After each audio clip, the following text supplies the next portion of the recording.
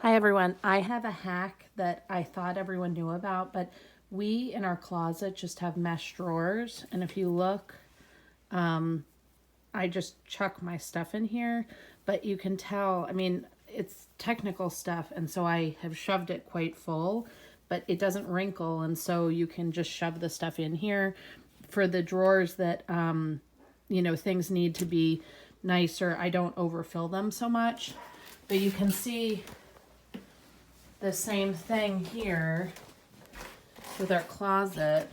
I just do baskets based on the size, and then we just shove the sheets in there. And so there's a set of full sheets that my husband just kind of bunched up. So either you put them onto the bed or you just shove them in there. And then we fold our towels so we look super fancy, but you can see there's the king sheet, the queen sheet, and the twins.